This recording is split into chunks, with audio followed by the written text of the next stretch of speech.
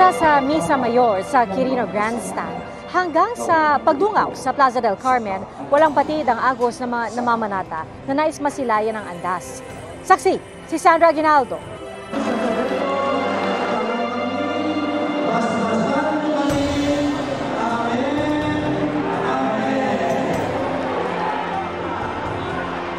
Ang mahigit kalahating araw na paglalakbay ng itim na Nazareno nagsimula mag-alas 5 na umaga sa Quirino Grandstand.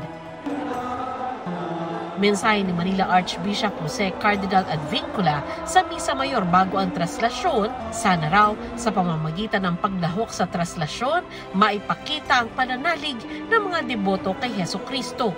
Pagnilayan natin ang tatlong aral. Makita si Jesus. Makita ni Jesus. At maipakita si Jesus. Bagamat di maiwasan ng siksikan,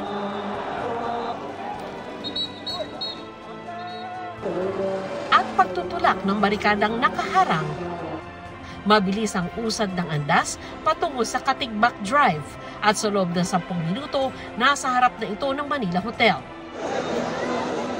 Pasado alas 7 ng umaga, papasok na ang andas sa Ayala Bridge.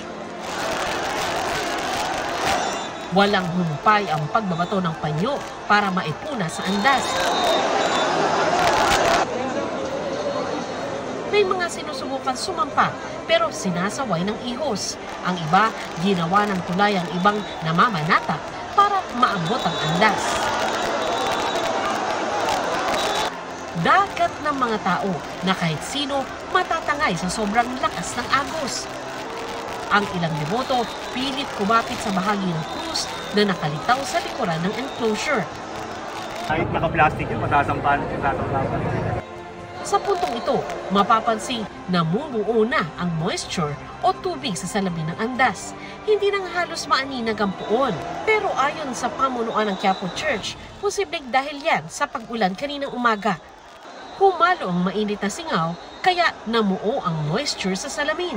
Pinupunasan naman yan agad dahil posibleng makasira sa kahoy na imahen na ilang siglo na ang tanda. Nagbago man ang andas, naroon pa rin ang lubid na hinihila ng mga deboto para umusad ito. Pero sa bandang Arlegui Street, napatid ang isa sa mga lubid. Habang namimingga po kami, nalaman na lang po namin yung tali, umigot na sa may gulong.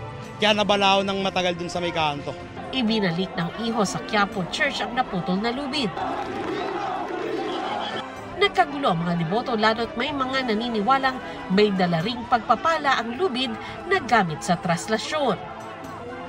Nung naputol po siya, kanya-kanya po kami kuha. Naniniwala po kasi kami na swerte to. Pero mabilis pa rin ang usad ng traslasyon kumpara noong inaabot ng 3 hanggang 4 na oras ang andas sa bahagi ng Arlegui. Ngayon, pa-Fraternal Street na ang andas matapos ang 20 minuto. Sa lahat ng nagdaan ng mga traslasyon, ito po ang pinakamabilis na hila lang yung hila-hila lang siya. Ito po yung pinakamabilis niyang pagdaan dito. Bago mag-alas 3 ng hapon, tanaw na sa simbahan ng San Sebastian ang poong Nazareno na darating doon para sa tradisyonal na padungaw o ang pagtatagpo nila ng Nuestra Señora del Carmen de San Sebastian.